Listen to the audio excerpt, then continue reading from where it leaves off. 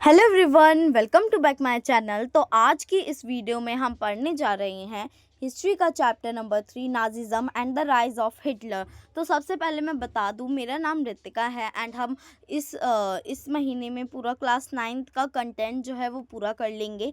तो देखो, जो हमारा चैप्टर है Nazism and the rise of Hitler, इसमें दो पार्ट हैं। पहले पार्ट में नाजिज़्म के बारे में बताया गया है और दूसरे पार्ट में राइज ऑफ हिटलर के बारे में बताया गया है।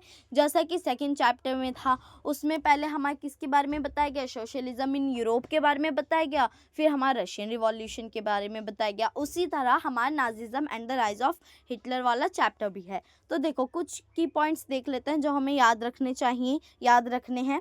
पहला है the first world war. First world war के बारे में देखो, जो फर्स्ट वर्ल्ड वॉर है ना हमारा, उसका जो टाइम पीरियड है वो 1914 से 1918 तक माना जाता है।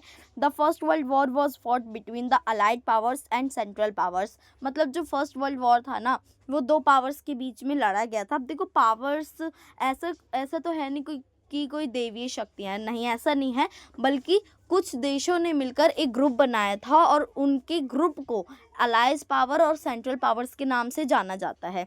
देखो, अलाइड पावर्स में कुछ मेन कंट्रीज़ थी, जैसे फ्रांस, ब्रिटेन एंड रशिया, और वहीं पर सेंट्रल पावर्स में थी मेन कंट्रीज़ थी जर्मनी, ऑस्ट्रिया एंड टर्की। ये 3 मेन कंट्रीज़ थी सेंट्रल पावर्स में, ठीक है।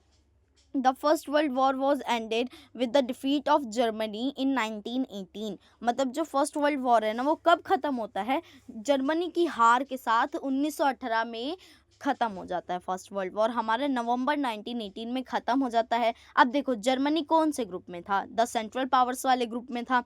इसका मतलब क्या है, साफ साफ इसका मतलब ये है कि जो सेंट्रल पावर है वो हार जाते हैं और जो अलाइड पावर्स है हमारा वो जीत जाते हैं, ठीक है। नेक्स्ट है हमारा ट्रीटी ऑफ वर्साइल्स, ठीक है। क्या है ट्रीटी ऑफ वर्साइल्स? तो ये ट्रीटी ऑफ वर्साइल्स जो है, वो वर्साइल्स की संधि जो है वो 1919 में की गई थी।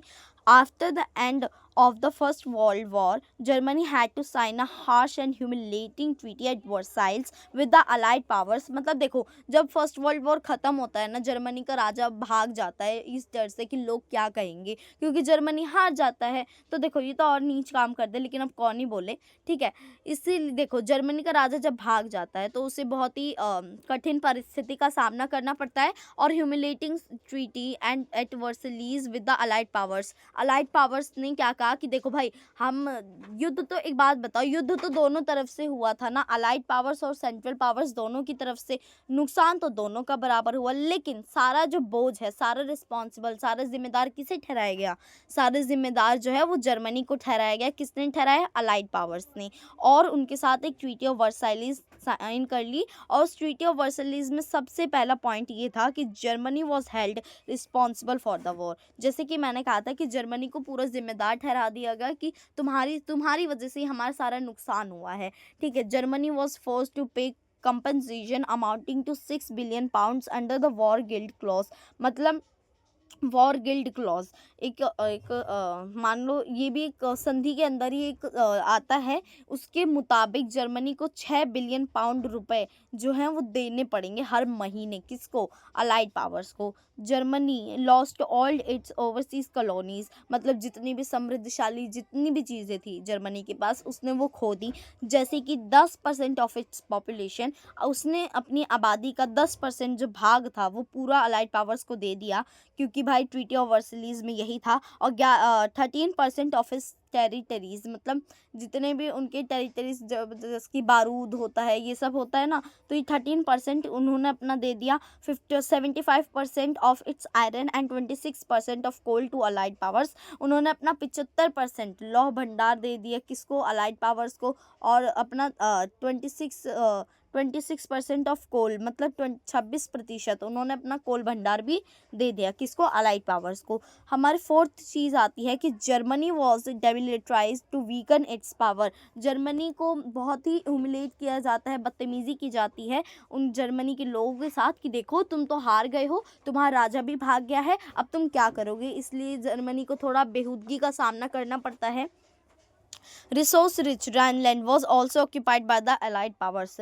देखो जर्मनी का एक ऐसा सिटी है, एक ऐसा क्षेत्र है जिसको राइनलैंड के नाम से जाना जाता है, राइनलैंड के नाम से जाना जाता है, जो कि रिसोर्सेस में बहुत रिच था। वहाँ पे बहुत अच्छे अच्छे रिसोर्स पाए जाते थे और उसको भी ऑक्यूपाई कर लिया किसने? अलाइड पावर्स ने ऑक्यूपाई कर लिया, छीन लिया।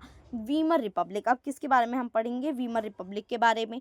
ठीक है, Weimar Republic after the defeat of Germany in world war first and abdication of emperor, a democratic constitution with federal structure was set up in Germany, but the Weimar Republic had to face many problems। अब देखो क्या कह रहे हैं बच्चों, ये कह रहा है कि जो वीमर रिपब्लिक है आफ्टर डिफीट ऑफ जर्मनी, जो देखो जैसे ही जर्मनी हारता है वर्ल्ड वॉर फर्स्ट में, इसका राजा भाग जाता है, एम्परर जो है वो भाग जाता है शर्म के नाते। डेमोक्रेटिक कॉन्स्टिट्यूशन, लोगों ने फिर ठान लिया कि देखो भाई हमारा राजा भले से ही भाग गया है, लेकिन हम अब अपने पैरों पर खुद खड़े होंगे, एक फेडरल स्ट्रक्चर के साथ अपना खुद का स्वतंत्रिक डेमोक्रेटिक कॉन्स्टिट्यूशन संविधान बनाएंगे।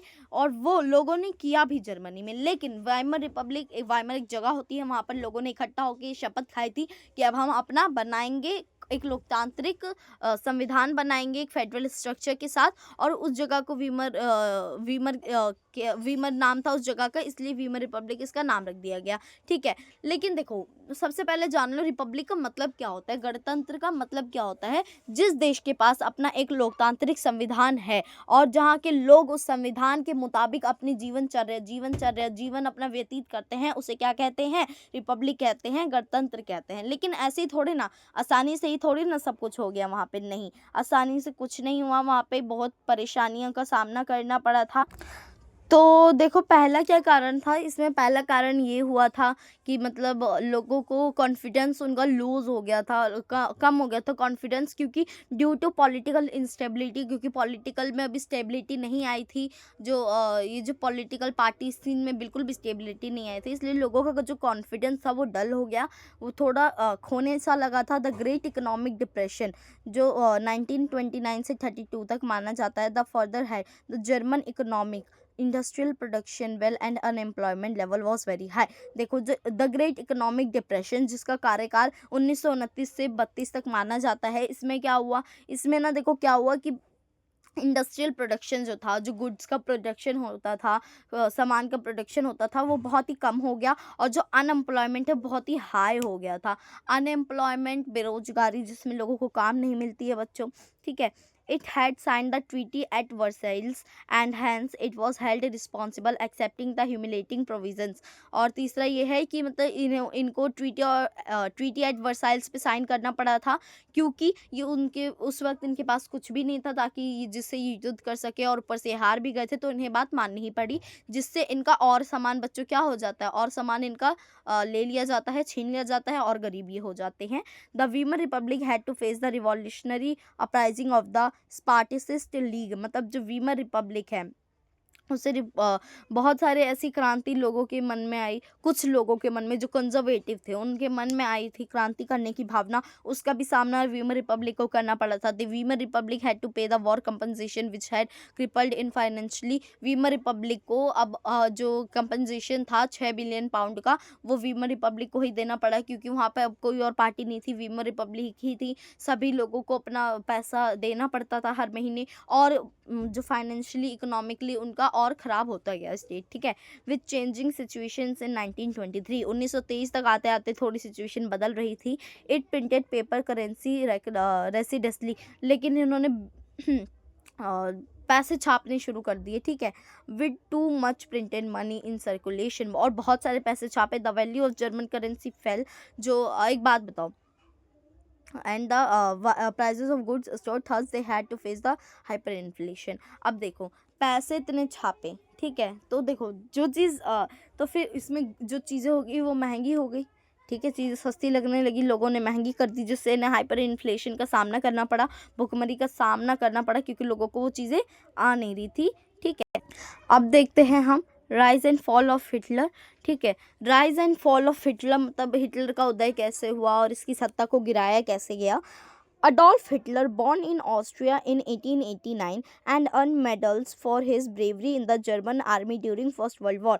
मतलब जो अडोल्फ हिटलर था ना बच्चों, उसका क्या होता है कि मतलब उसका जो पहले हम जन्म जान लेते हैं। इसका जो जन्म होता है बच्चों, ये ध्यान रखने वाली बात है, ये ऑस्ट्रिया में 1889 को हुआ था। और इस अडोल्फ हिटलर, इसका पूरा नाम है। हिटलर को ना बहुत सारे बच्चों क्या मिले थे, बहुत सारे मेडल्स मिले थे इसकी बहादुरी के लिए जर्मनी में। इसकी वर्ल्ड वॉर में ये जिस तरह लड़ा, इसके लिए मेडल्स मिले थे इसे।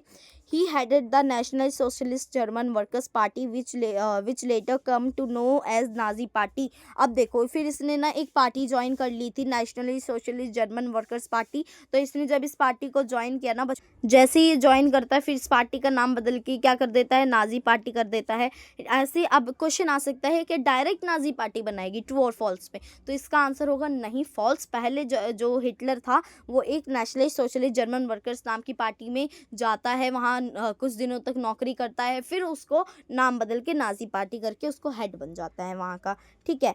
On 13 January 1933 Hitler became the chancellor. मतलब 30 जनवरी 1933 को हिटलर जो वो चांसलर बनता है। मंत्री में सबसे अच्छा पद माना जाता है बच्चों चांसलर का। ठीक है। तो ये उस पद को ले लेता है, कौन, हिटलर ले लेता है। On 28 February 1933 Hitler indefinitely suspended civic rights like freedom of speech, press and assembly through the fire decree। अब देखो, फिर 25 फरवरी 1933 को जो हिटलर था उसने ना सस्पेंड कर दिए सिविक राइट को। कुछ ऐसे सिविक्स राइट है, फंडामेंटल राइट्स थे, उसको इन्होंने बंद कर दिए। जैसे कि फ्रीडम ऑफ स्पीच, लोगों को जो मन कहे वो नहीं बोल सकता है। ठीक है, कोई भी लोग ऐसे नहीं बोल सकता कि जो मन है वो बोले जा रहा है, नहीं, ऐसा नहीं हो सकता। बल्कि इसने क्या किया था, फायर डिग्री, आग लगा दी थी। ठीक है, कहाँ पे लगा दी थी, वहाँ के पार्लियामेंट में, कॉन्स्टिट्यूशन में जो लोगों ने बनाई थी। With the defeat of Japan the second world war ended, the Allied powers won the war. देखो, फिर दोबारा सेकेंड वर्ल्ड वॉर होता है, इसमें जापान के साथ युद्ध होता है, लेकिन जो जापान है वो हार जाता है। ठीक है, जापान हार जाता है, अलाइड पावर्स फिर से जीत जाती हैं।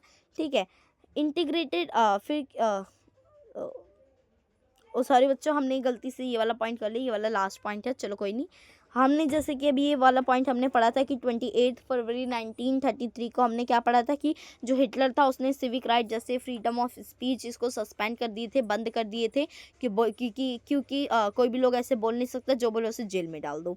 On 3 March 1933 the famous enabling act was passed. It gave Hitler all powers to sideline parliament and rule by decree, thus dictatorship was established in Germany.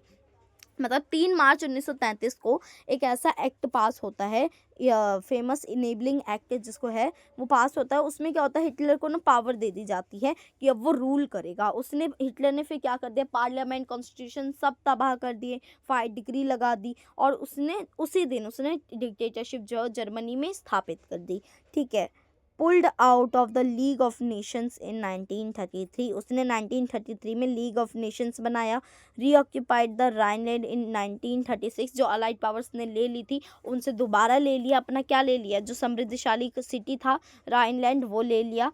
ठीक है। Integrated Austria and Germany in 1938, और इन्होंने under the slogan one people one empire and one leader, Austria भी इनके साथ मिल गया और एक स्लोगन बोला गया कि one people one empire and one leader.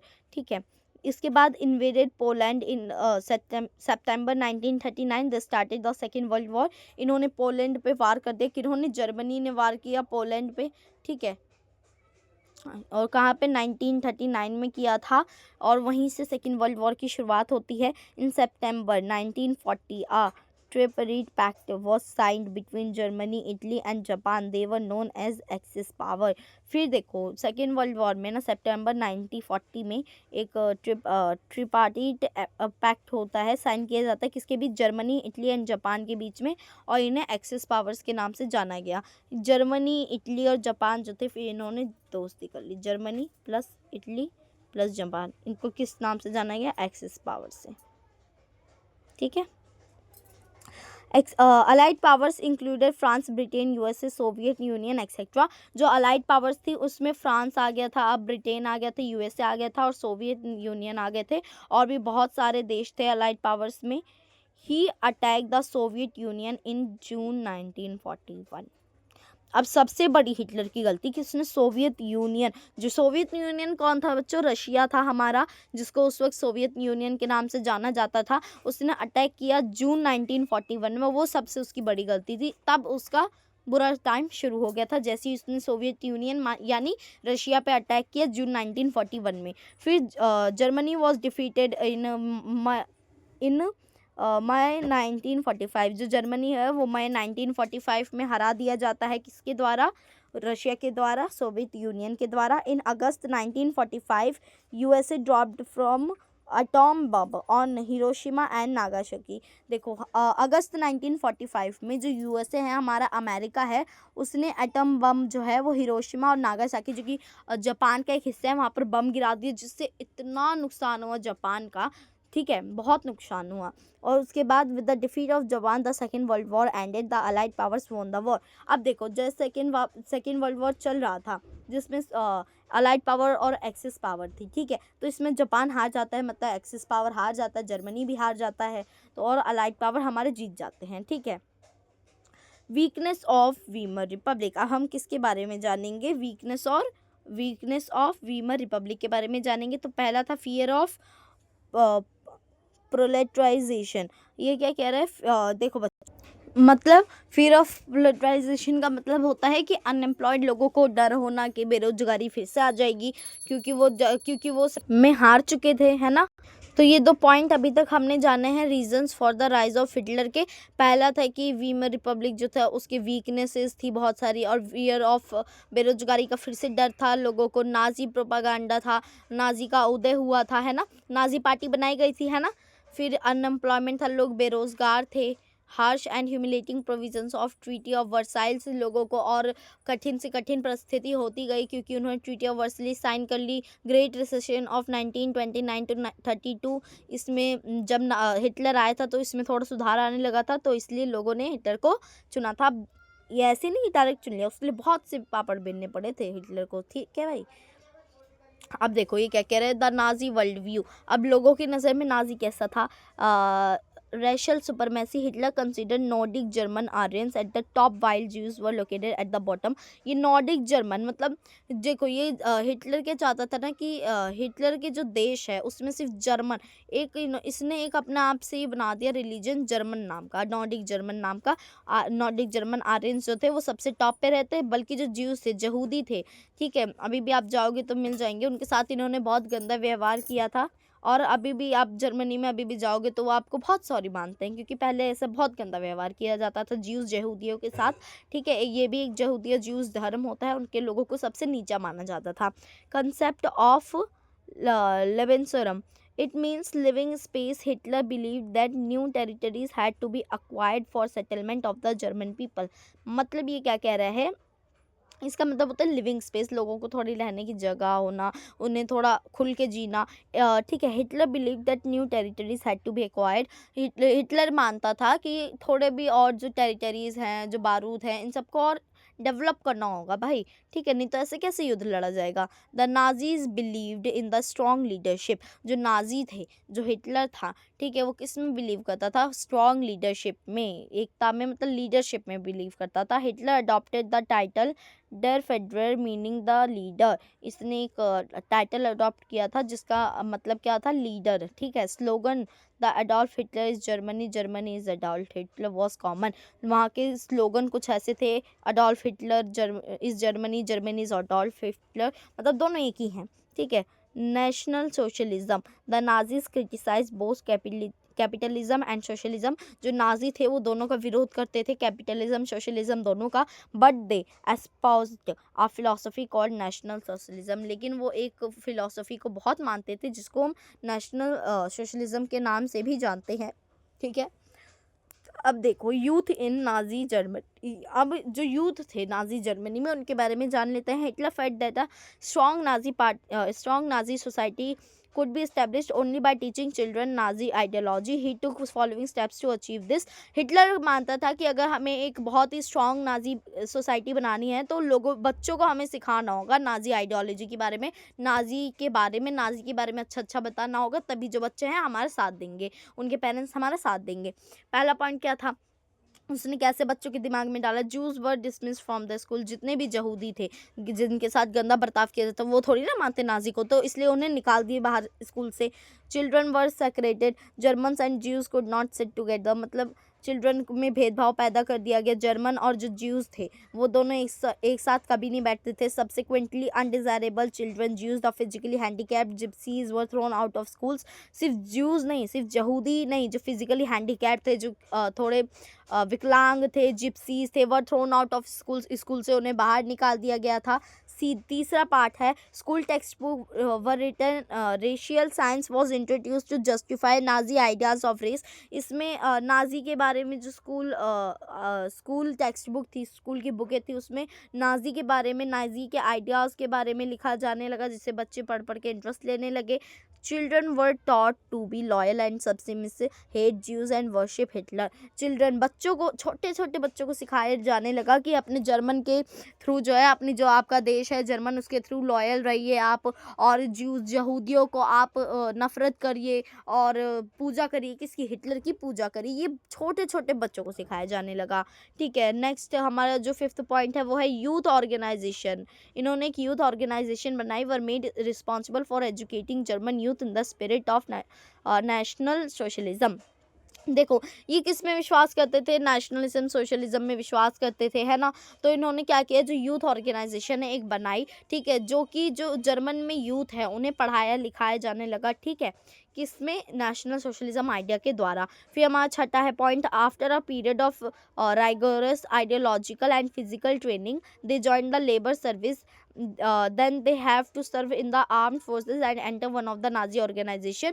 मतलब उन्हें क्या किया जाने लगा, फोर्स किया जाने लगा कि देखो तुम हमारा पढ़ लिख रहे हो तो हमारे बारे में, हमारे देश की रक्षा करोगे, तो उन्होंने कि तो कुछ जो है लेबर सर्विस में काम काज में ज्वाइन कर लें, लेकिन हमारे देश के प्रति समर्पित रहना। और उन्होंने कुछ ने कहा आर्मी में आ जाओ, कुछ ने नाजी ऑर्गेनाइजेशन में आने का किया, ताकि बच्चे जो है हमारे देश के प्रति समर्पित ही रहें।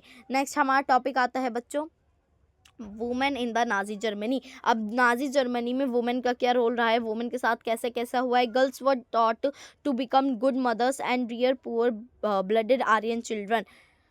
जो लड़कियां थी उन्हें क्या सिखाया जाता था कि एक अच्छी माँ बनना बेटा तुम, और अच्छे अच्छे आर्यन चिल्ड्रन को जन्म देना तुम, अच्छे अच्छे आर्यन चिल्ड्रन को तुम जन्म देना। मतलब वहाँ पे क्या चलता था, एक जर्मन आर्यन चिल्ड्रन एक धर्म था ना, वहाँ पे बच्चों को ऐसी सीख देना, ये कहते थे। Girls had to maintain the purity of the race, मतलब गर्ल्स को जो है वो लिमिट क्रॉस नहीं करनी है। Distance themselves from Jews, girls को भी यहूदियों से दूरी बना के रखनी है, जैसे ही बाकी से मनाते हैं उनको भी, गर्ल्स को भी, वुमेन्स को भी ऐसी दूरी बना के रखनी है। Look after the home and teach their children Nazi ideology, अपने घर की देखरेख करो, और जो बच्चे आपके बच्चे हैं उसको नाजी आइडियोलॉजी सिखाओ आप लोग। ठीक है, थर्ड पार्ट है, Hitler said in my state the mother is the most important citizen. Hitler का मानना था कि मेरे देश में जो माताएं हैं, मम्मी हैं, मॉम हैं, ठीक है, वो सबसे इम्पॉर्टेंट सिटीज़न होता था। हिटलर, आ सकता है 1 मार्क का MCQ में कि most important citizen as per Hitler कौन था, तो वो होती थी हमारी मदर्स। कौन होती थी बच्चों, हमारी मदर्स होती थी। ठीक है, women who bore racially undesirable children were punished and those who produced racially desirable children were awarded। मतलब जो वुमेन जो है वो विकलांग बच्चों को जन्म देती थी, उन्हें, उन औरतों को पनिश किया जाता था। भाई इसमें बताओ उन औरतों की क्या गलती, वो तो भगवान ने भेजा है ना, जैसा भेजा है, तो फिर लेकिन फिर भी उनको सज़ा दी जाती, किनको, वुमेन को। और जो औरतें अच्छे, मतलब अच्छे हेल्दी बच्चे को प्रोड्यूस करती थी, मतलब जन्म देती थी, तो उन्हें क्या बोला जाता था, उन्हें क्या किया जाता था, उन्हें अवॉर्ड किया जाता था, उन्हें अवॉर्डेड किया जाता था। नेक्स्ट है 5th पॉइंट हमारा, women were encourage to produce many children. Women को, औरतों को कहा जाता था कि तुम और बच्चे पैदा करो, और बच्चे पैदा करो। ठीक है, Aryan women who diverted from the prescript code of conduct were publicly condemned and severely punished. मतलब जो आर्यन वुमेन होती थी, ठीक है, जो इनका विरोध करती थी, जो भी कुछ करती थी, उन्हें पनिश किया जाता था। नाजी प्रोपेगेंडा, अब हम नाजी प्रोपेगेंडा के बारे में जानेंगे बच्चों। किसके बारे में जानेंगे हम, नाजी प्रोपेगेंडा के बारे में जानेंगे। ठीक है, नाजी प्रोपागेंडा का फर्स्ट पॉइंट है मास किलिंग व term special treatment final solution for the Jews ethnism for the disabled selection and distinctions. मतलब ज्यूज अगर अपनी हद में नहीं रहते हैं तो उन्हें मार देना चाहिए, ये इनका मानना था। नेक्स्ट ये हमारा हो गया। नेक्स्ट पॉइंट है evacuation mean deporting people to gas chambers. मतलब इवैक्यूएशन एक टर्म होता था जो कि गैस चैम्बर्स में लोगों को रख के मार दिया जाता था, ठीक है, वो ऐसी मौत देते थे तड़पने वाली। Media was carefully use to win support for the regime and popularise its world wide. मतलब मीडिया को क्या काम इन्होंने बोला, नाजी प्रोपागेंडा ने, नाजी पार्टी ने क्या बोला मीडिया को, देखो तुम हमारा आइडिया को वर्ल्ड वाइड फेमस कर दो, ये तुम्हारा काम है, ठीक है। Nazi ideas were spread through visual images, films, radio posters, catchy slogans and leaflets. ये जो नाजी के जो आइडियाज़ हैं, नाजी पार्टी के जो आइडियाज़ हैं बच्चों, वो विजुअल इमेजेस द्वारा, फिल्म्स के द्वारा, रेडियोज़ के द्वारा, पोस्टर्स के द्वारा, कैची स्लोगन्स के द्वारा फैलाए गए थे पूरे देश में, पूरे वर्ल्ड में, ठीक है। देखो फिर इसके बाद क्या है, propaganda films were made to create the hatred for Jews. The most influence film was the eternal Jew. मतलब इन्होंने, इनका भाई क्या ही बोले, अब यहूदियों को इतनी नफरत थी, मतलब इनको यहूदियों से इतनी नफरत थी कि क्या ही बोले। इसके ऊपर एक फिल्म भी बनाएगी एटर्नल ज्यू, ठीक है, ताकि उनका लोग विरोध करना स्टार्ट कर दे हमारी तरह। Orthodox Jews were stereotyped and marked. जो ज्यूज थे उन्हें अलग से पॉइंट आउट किया जाता, अरे ये तो ज्यू है, अरे ये तो ज्यू है। अब देख लेते हैं, the second world war was also fought between two groups. Second world war के जो है वो भी दो ग्रुपों के बीच में लड़ा गया था। अलाइड पावर्स थी और एक्सेस पावर्स थी, हम जानते हैं, बस रिवीजन करने की ज़रूरत है। जो अलाइड पावर्स में थी वो फ्रांस होता था, ब्रिटेन होता था, सोवियत यूनियन होता था, ठीक है, यूनाइटेड स्टेट्स होते थे। और मेन कंट्रीज़ जो एक्सेस पावर्स में होती थी वो जर्मनी होता था, इटली होता था एंड जापान होता था। और ये ऐसे हमारे एक्सेस पावर्स में होती थी। तो आई होप चिल्ड्रन कि आपको मेरी वीडियो समझ आई होगी। एंड नेक्स्ट चैप्टर जो हमारा, जो हम बुक उठाएंगे, उससे जल्दी आपको वीडियो मिल जाएगी। So thank you.